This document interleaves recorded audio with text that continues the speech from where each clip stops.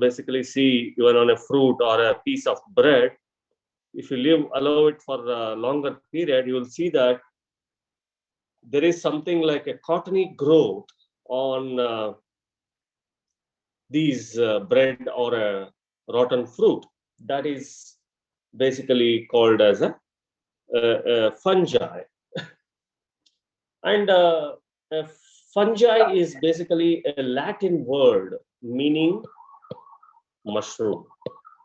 So this everyone might have seen these, I believe, and everyone are fascinated to eat in the canteen, right? The mushroom Manchuria. So, but you cannot have the pathogenic fungus as a mushroom Manchuri, so that you will be end up with an illness basically. So how do we define this particular fungi? Most of your fungi are microscopic in nature. That is especially when we talk about their structures. But often, if you see the mushroom, they are macroscopic in nature. But many of your the fungi are microscopic in nature. And secondly, is they are eukaryotic. They belong to eukaryotic group, and all the plant pathogenic fungus are achlorophyllous in nature. Achlorophyllous refers to they lack the chlorophyll. Most of them, they are either white or some other colorations. They are nucleated because they have a proper nuclear membrane, as we did define about so-called as a eukaryotic organism. They are either uni or multicellular in nature. Very few are unicellular, like yeast is one among them, and many of them are multicellular in nature. Heterotrophic in nature. Heterotrophic organisms, and all the fungi or the fungal group, they are having the capability to reproduce both asexual and sexual means. Asexual and sexual means are sexual spores. So these are the basic characteristics one should define about a fungi, that they are microscopic in nature. Secondly, they are eukaryotic, belonging to eukaryotic group. Achlorophyllous, that lack the chlorophyll content. Uni are a multicellular in nature. And heterotrophic, where they're able to absorb the nutrition from the other host and reproduce by sexual or asexual spores. And the branch of studying this particular fungus is called as a mycology. That is, the branch that deals with the fungi is called as a mycology, or the branch itself. And the cell wall component of the fungi mainly composes of chitin. Okay, whereas the plants has the cellulose. So there we can differentiate between the plants and the fungi, where both are belonging to eukaryotic organisms. Plants are chlorophylltic in nature, whereas the fungi is a achlorophylltic in nature. The entire body of this particular fungus, if you see here, this is called as a thallus. The body or a thallus of a fungi. So if you observe under the microscope, you will see that there are tubular-like structures. Tubular-like structures or a microscopic tubes, which are called as hyphae,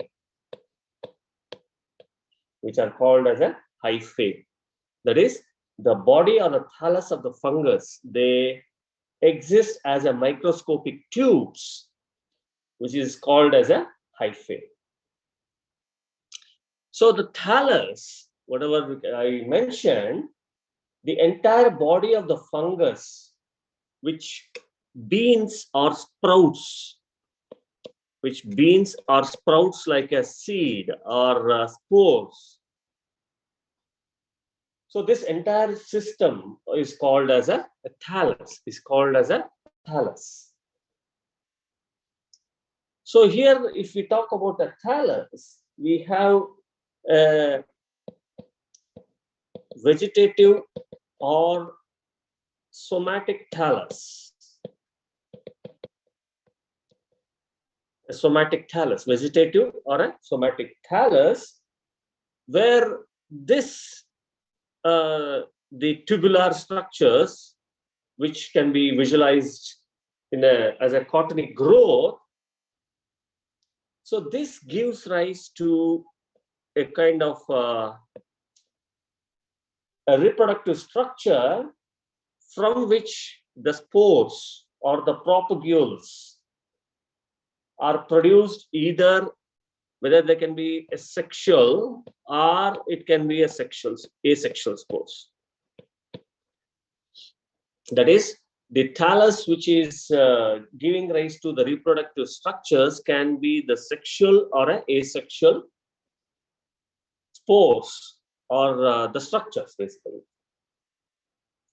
The thallus can be, number one, it can be a holocarpic thallus. The thallus can be a holocarpic. Holo refers to entire. Carpus refers to fruit. The entire thallus. That is what we call it as a holocarpic. Okay. So what is the holocarpic thallus refers to?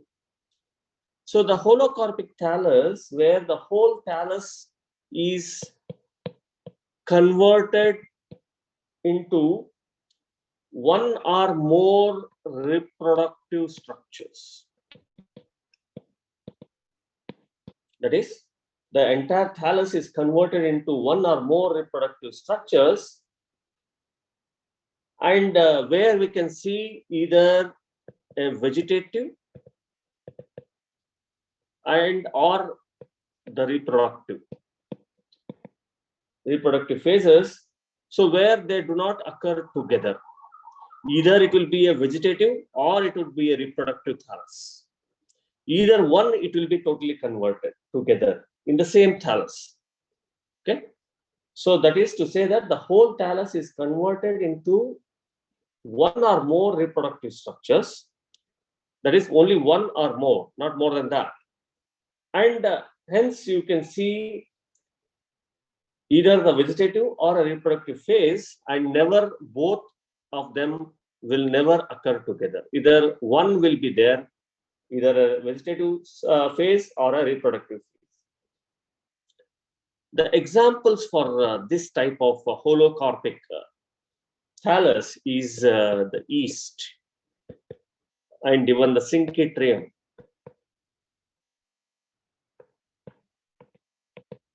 The syncytium, where many of this type is basically a unicellular, or I can say as a non-mycelial type. As a non-mycelial type. This is what we call it, referred to as a holocarpic thallus.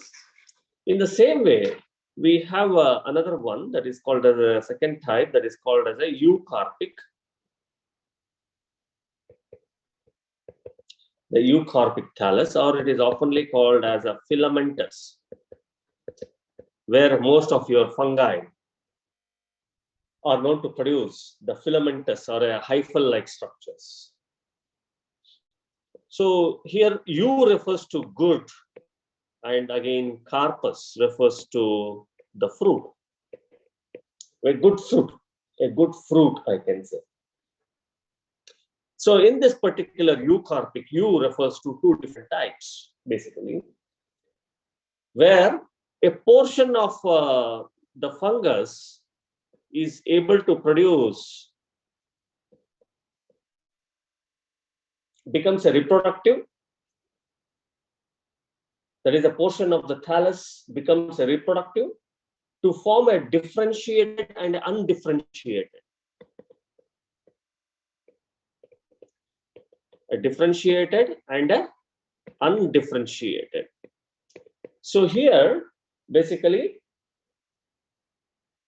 undifferentiated reproductive cells of specialized forms, and the remaining portion continue to grow as a vegetative phase.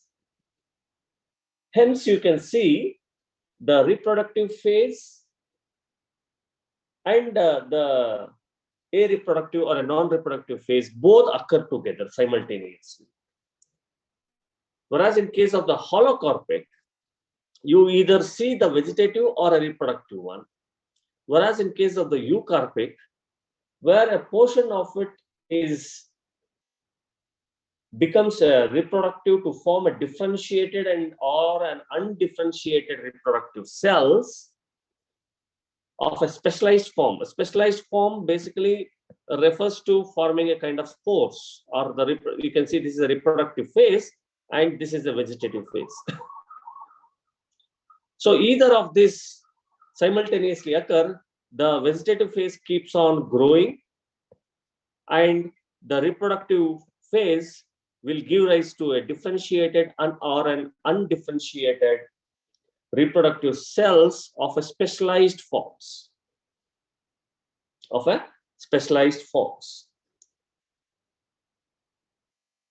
And the best example is your Mycetes or even the Ascomycetes.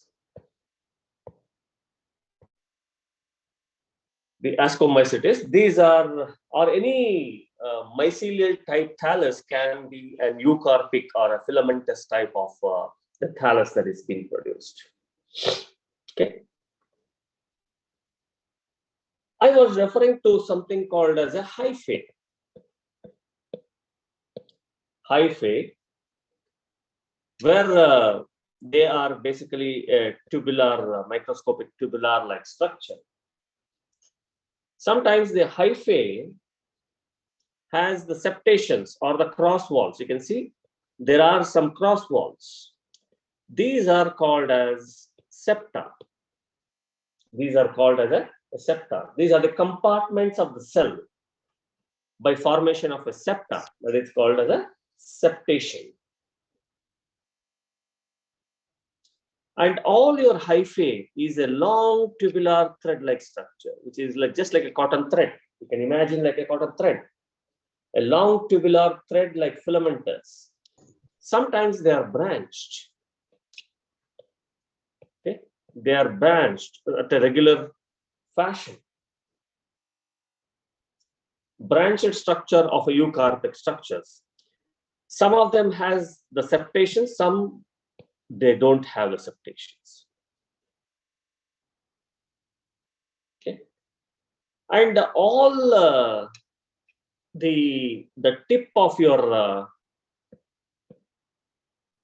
the apex of your hyphae, they are rich in a kind of apical vascular complex.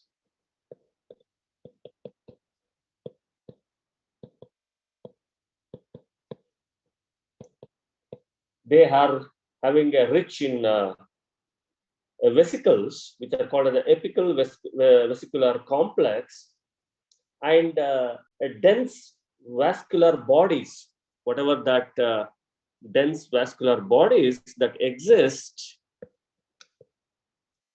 these are called as Spitzenkarpus.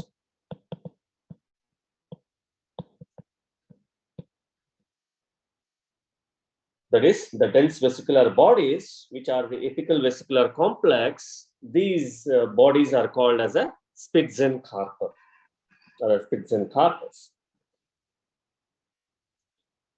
So this is an hyphae. Basically, you can observe in by any type of fungus which is causing a disease in the plants. The hyphae may be intercellular or it could be a intracellular. That is, intracellular is between the cells. Between the cells here is between the plant cells. They grow between the plant cells. Okay. So you can see that they can grow in between the cells. Intracellular, within is they grow within the cells of the plants and absorb the nutrition. Okay. And when I was mentioning that they have the cross walls, some of them do not have the cross walls. Such a kind of septa, or such a kind of mycelium or a hyphae is called as an aseptate. Aseptate.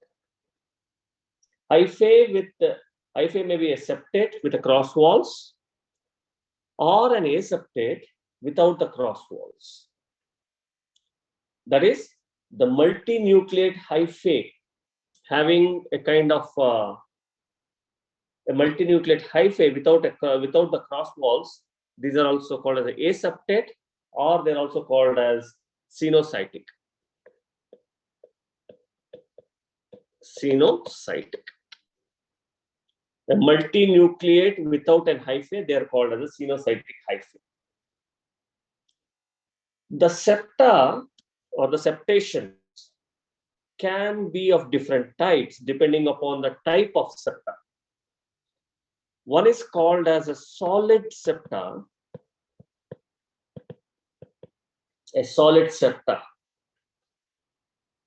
where you can see that there is a complete wall.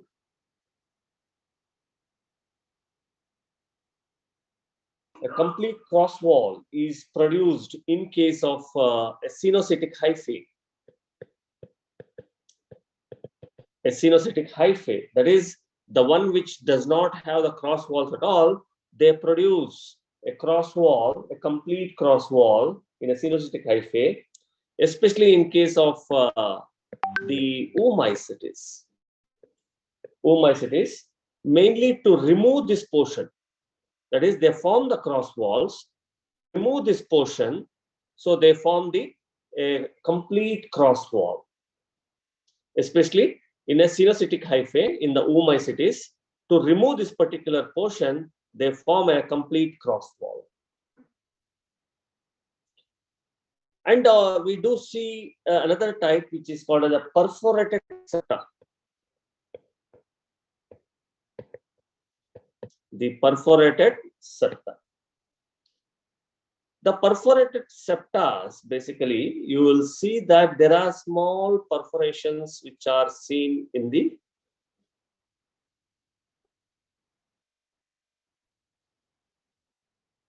that is, there are they're perforated by number of small bodies. Like you can see that there are some small bodies which are present in between the connection of the hyphae. So this type of hyphae is basically seen in case of Geotrichum species, one of the fungal genus that is called as a Geotrichum species. And another type which we find is called as a bordered tip or pit septa.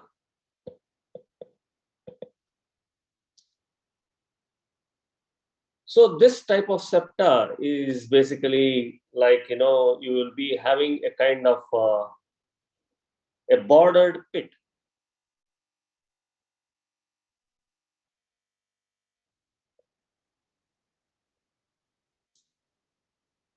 So these are the septas that you can see, where the septal pore is surrounded by an over-anchoring. See, this is, you can see that there are over-anchoring portions or over-anchoring bifurcations.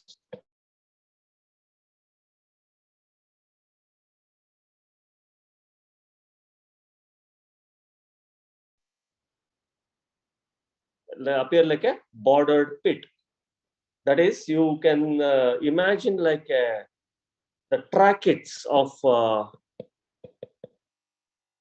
the pine trees. The border pits of a looks like a tracheids of the pines. So the example is the trichomycetes. The trichomycetes. And the most common type of septa that we observe is called as a ascomycetian type of septa.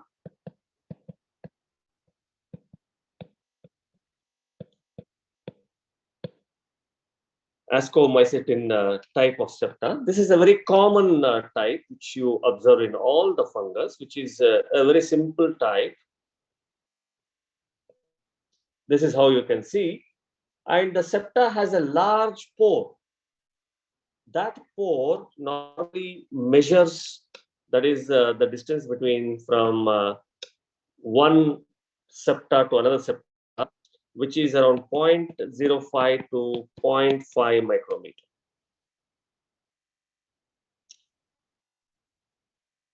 And this is a very common type again. In all ascomycetes and basidiomycetes, you do find this type of. The examples are ascomycetes or even the basidiomycetes.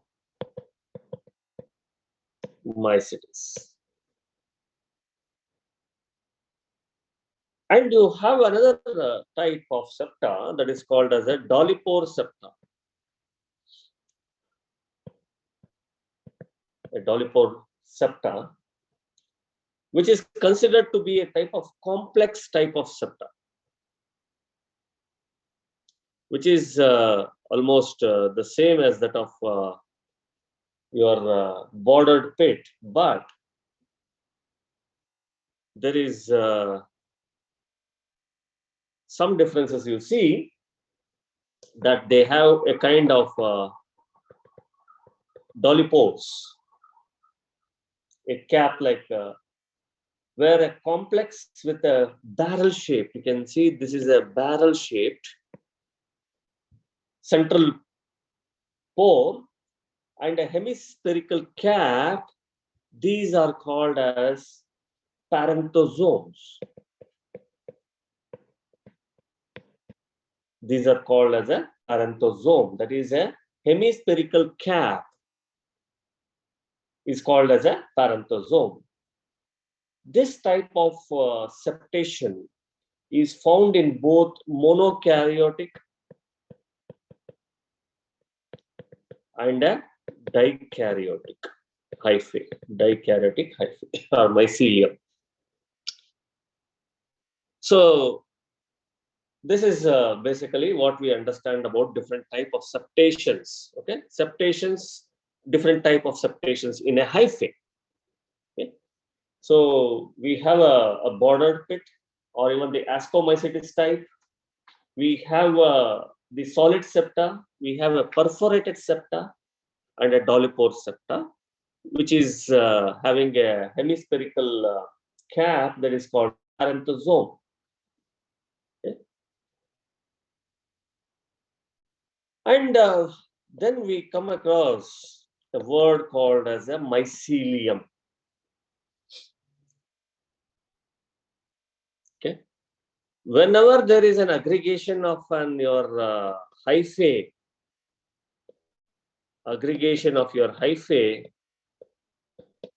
that is called as a mycelium. Mycelium is a mass of hyphae. The mass of hyphae or many hyphae together, they are called as a mycelium. The mycelium can be hyaline. Hyaline mycelium refers to colorless. The colorless, many of your fungus or plant pathogenic fungus like Mycetes, or even many of them. I have several examples. At the moment, I want to give Mycetes as one of the examples. And you have the colored mycelium. which are pigmented. Often they are brown or black in color. Example is Alternaria is one of the examples.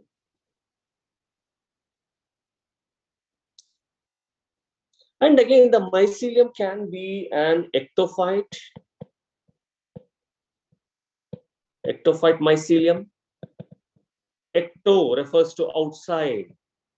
That is, they live superficially on the surface of the host. Live superficially on the surface of the host. The example for this type of ectophytic among the plant pathogens is Hyphae, causing powdery mildew.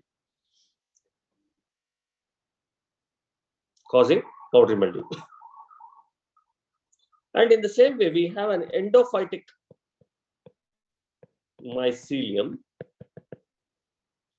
which normally penetrate the host and grow within the host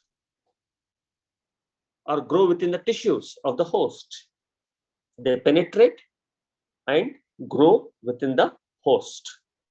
And the example for this is Lavellula torica.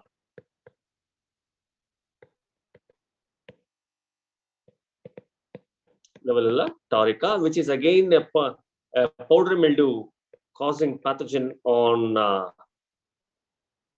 chili.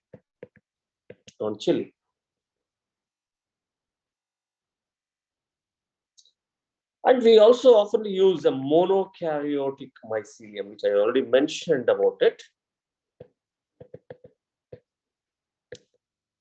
The monokaryotic mycelium. So the mono refers to what? Mono refers to single. That is, a mycelium having that contain a single nuclei per cell. Okay, single nuclei per cell. And this usually forms the haplophase. The haplophase in the life cycle of the fungi. Haplophase in the life cycle of the fungi. We have a diplomycelium. A diplomycelium, that is a diploid nucleus having two nucleus. The example is the Allomyces species. The Allomyces species. And many of the fungi has a dikaryotic mycelium.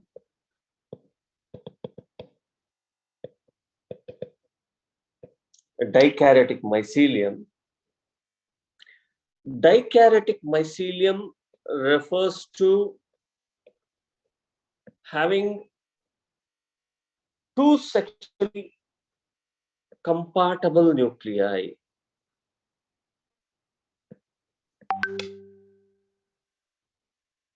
Two sexually different compatible nuclei per cell. And this denotes diplophase. Diplophase of the life cycle of the fungi.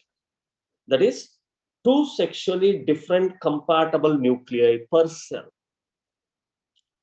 Two sexually different compatible nuclei per cell, denoting the diplophase of the life cycle. And the example is the smut fungi. So all your smut fungi are dikaryotic in nature. And a homokaryotic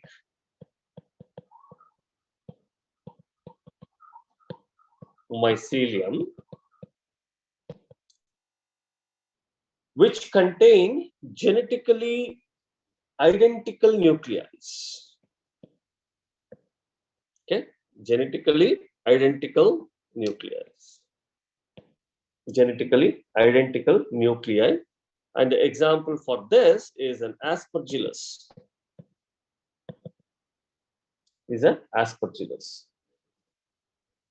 And we also come across an heterokaryotic mycelium.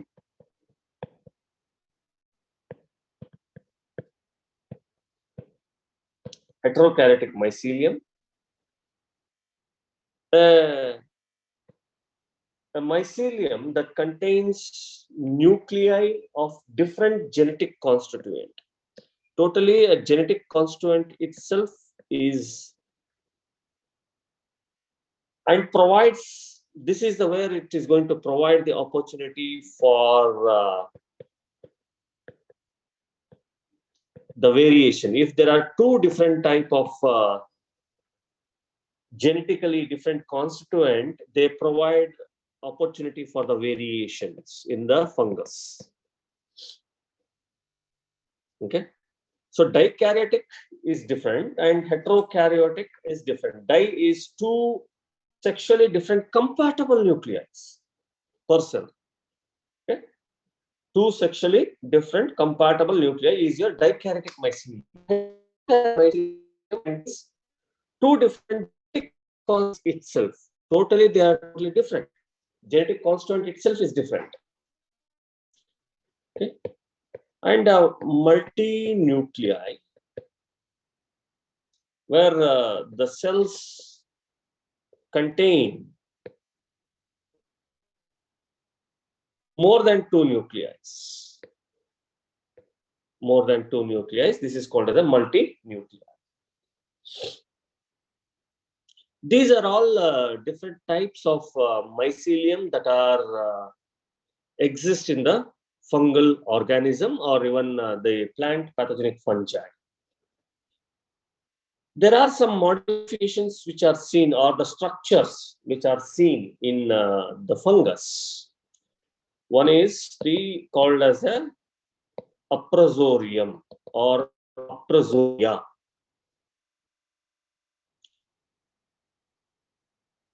Aprosorium is basically, if you consider this as a hyphae, there will be a swollen like structure, a swollen flat portion of the fungal filament or the fungal hyphae, and that adheres to the surface of the host or on the plant. If this is the host, this is called as a aprosoria or aprosorium. So the main advantage or the use of this aprosoria is to provide the anchorage. You can see that there is an anchorage for invasion by the fungus, that is to invade by the fungus. What is an aprosorium? Aprosorium is a swollen, flattened portion of the fungal filament that adheres to the surface of the host plant, providing the anchorage. Very important word. Please make a note. Anchorage for invasion.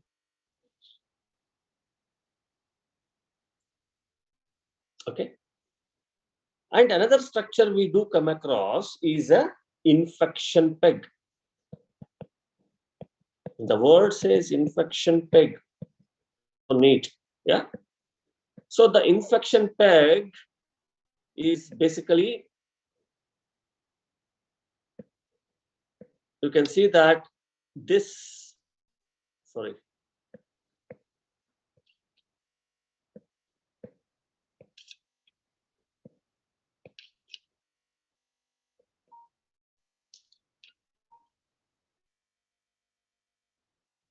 So the infection peg is the one which is a very fine hyphae, which is a needle-like structure that thrust into the cuticle, or the epidermis of the host cells,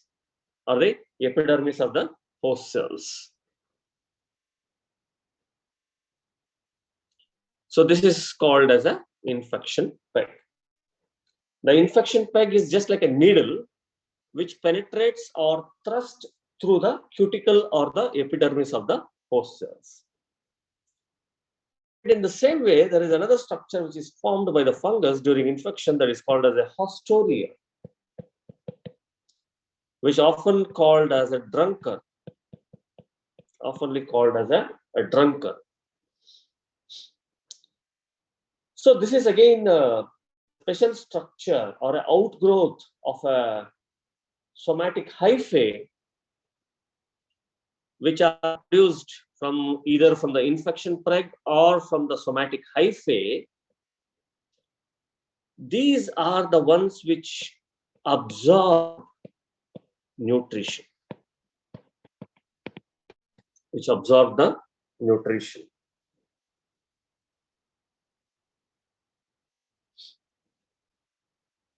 Absorb the nutrition. Sometimes these hostoria are either a knob-like structure, or sometimes it's just like a balloon, and sometimes they show like a root-like structures. And root-like structures.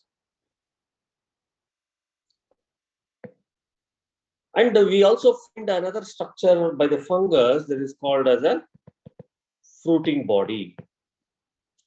The fruiting body. The fruiting body is basically a spore-bearing structure. A spore-bearing structure. But any structure that bears the spores is called as a fruiting body, and the example is Acervoli.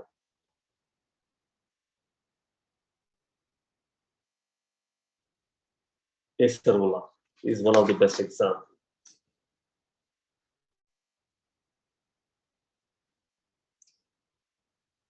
And these are some of the base structures we see. But however, we also do see several other type of structures which are called as the somatic structures. Somatic structures of fungi.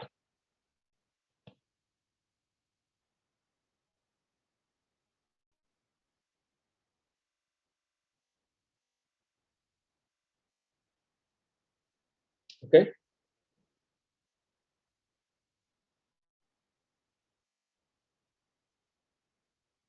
The somatic structures.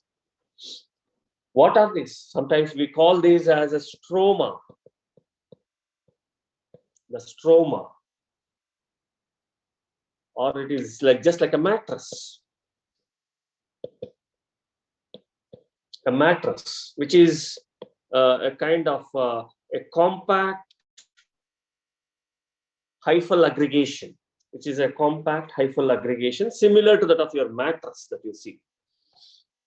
Similar to that of your mattress, or a cushion-like structure that is called a stroma, on which you can see that there are some fructifications or the spores which come out, or some fructifications you can see.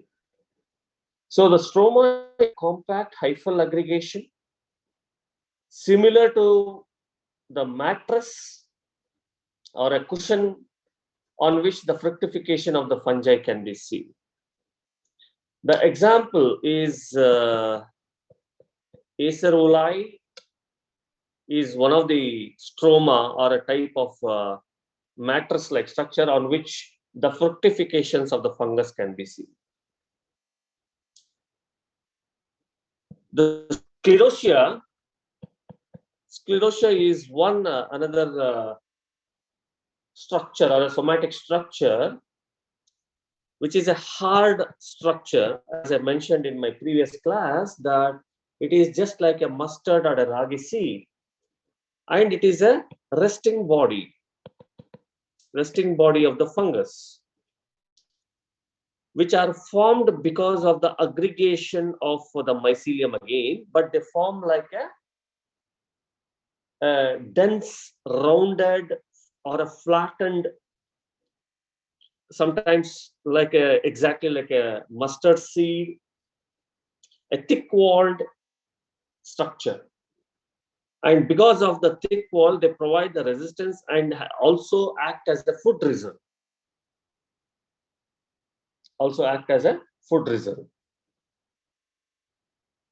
Some of the fungus which are known to produce this resting structure is the Sclerotium rolsi is one of the fungus, and even the Rhizoctonia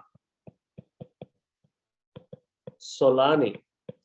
These two are predominantly producing this type of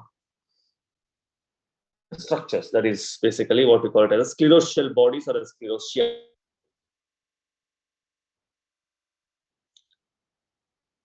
And the chlamydospores are another type of structures.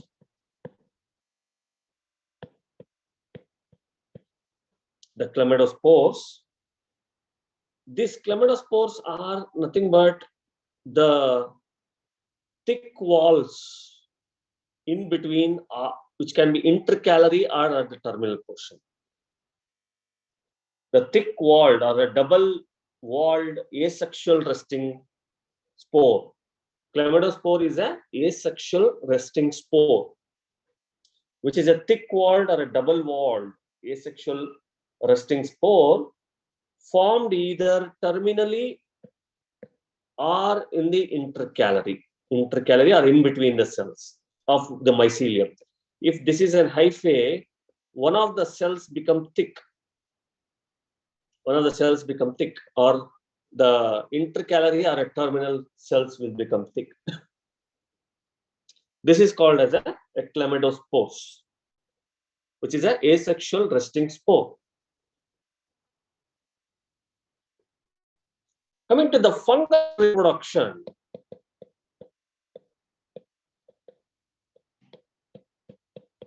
The fungal reproduction. As I mentioned, the fungal reproduction can happen by asexually, sexually. That is, they reproduce both sexually as well as asexually.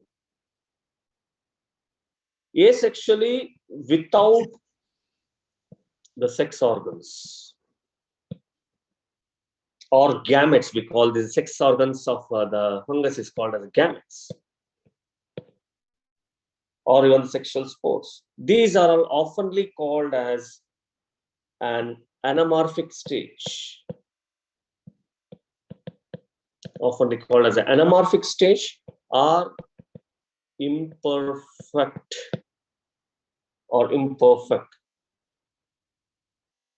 sexually involving the union of gametes.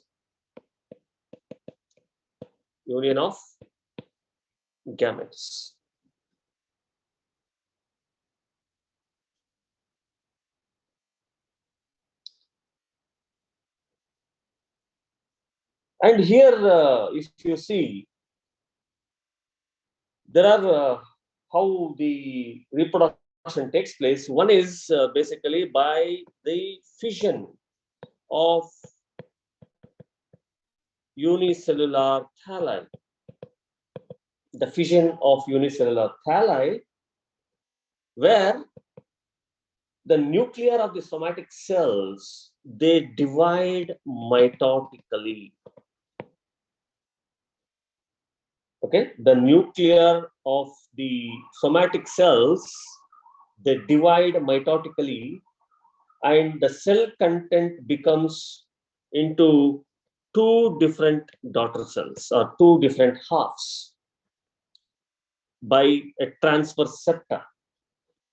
The example is the yeast. This is a simple fission where the single cell divide into two by a mitotic division. And apart from that, the budding, where your an unicellular thalli or a spore or a unicellular thalli, they put forth one or more buds. Okay, one or more buds, where the protoplasmic content will also mitotically divide and nuclei pass through into those buds and they cut off. And they cut off, they behave like a now as a independent thala. That is, the unicellular thalli put forth one or more buds, and the protoplasmic content mitotically divide, where the nuclei pass through to the bud and they cut off. And they cut off. Another way of the asexual reproduction is called as a fragmentation.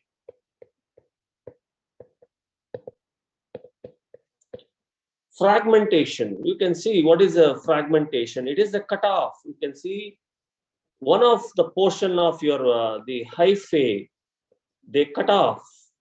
This can behave like a single cell, where hyphae breaks into their component cells and behaves like a cell or a spore. This type of spores are called as a arthrospores. That is, the spores derived from a fragmentation, which is called as a arthrospores. Arthrospores. And what are the type of asexual spores we come across? What are the type of asexual spores? The type of asexual spores in fungi are, number one is a zoospore. A zoospore. A planospore. And sporangiospore. And the conidia is also one type of asexual spores, of which sporangiospores or a sporangia, basically all the sporangiospores are derived from a sporangia. This is a sporangia, which is a sac-like structure. So this sporangia contain a zoospore or an aplanospore. This is a zoospore, and the one which is without a flagella is called as a aplanospore. Which are formed as a spore bearing. Sporangia is a spore bearing structure, and which is holded by another structure that is called as sporangiophore.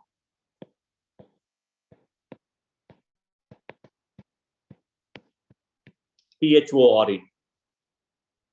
This is a sporangiospore, where this is a sporangiophore, PHORE. The spore holding structure is called as a sporangiophore. The zoospore is basically a motile asexual structure. You can see that it has got a flagella. A motile asexual spore produced by many Mycetes fungi. They can be spherical, or it could be a kind of reniform or even a pear-shaped structure. It can be a spherical, reniform, or a pear-shaped like structure.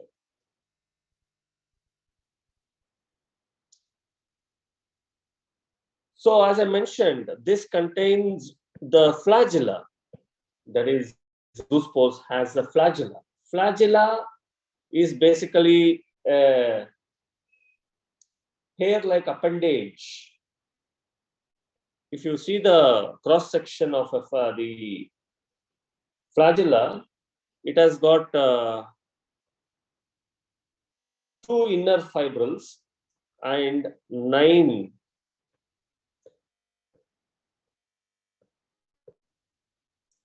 outer fibrils, 9 outer fibrils, and 2 inner fibrils. Okay. That is why it is called as a 9+2 system. The flagella of a fungi is consisting of a 9+2 fibrils. And the flagella is having hairs.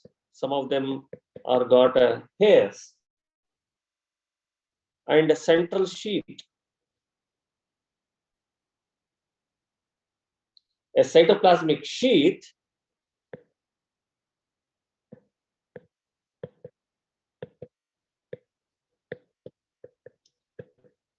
which is also the central portion is called as a axonema.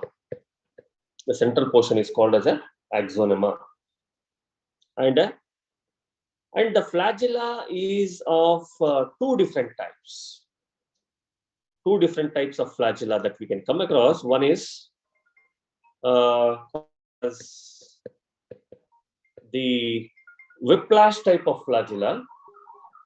The whiplash is basically 2 types of flagella, which is being, one is a pointed tip with a blunt ends without any flimmer hairs. No flimmer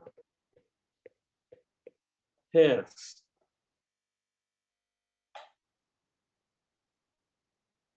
No flimmer hairs.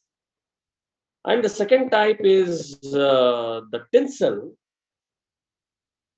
The tinsel, which basically has, or it bears the lateral hair, and like an appendages, which are known as the flimmer hairs. The flimmer hairs, or it is also called as a mastigonema.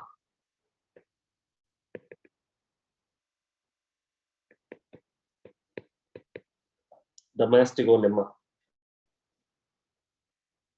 Okay, so this you can consider it as a tinsel type, and the one which is basically having a strong base with a pointed tip is this called as a whiplash type of flagella.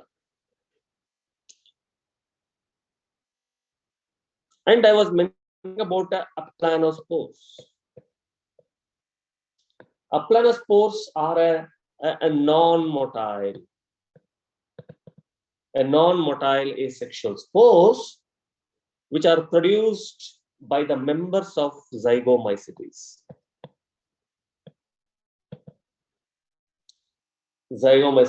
And these aplanospores are produced within the sporangia, which are produced within the sporangia. So basically what we are trying to understand is the asexual reproduction, which normally happens by way of fission, budding, and fragmentation. And the sex spores produced by the asexual reproduction are zoospores, aplanospores, sporangiospores, and even the conidia. The sporangiospores, aplanospores, and zoospores are produced in the sporangia, which is a sac-like structure in which the zoospores and aplanospores are produced, and which is holded by and so-called as the sporangiophore, PHORE, which is a spore holding or a spore bearing structure. And the flagella is of 2 types. One is a whiplash and a tinsel type. The whiplash is the one which does not have the flimmer hairs, but the tinsel has the flimmer hairs, which is called as a mastigonema. It's called as a mastigonema. And the aplanospores are basically a non-motile, which are produced by the members of zygomycetes, which are produced within the sporangia and a non-motile types. Okay, so here we will be stopping now, and if anyone has any questions, please you can ask.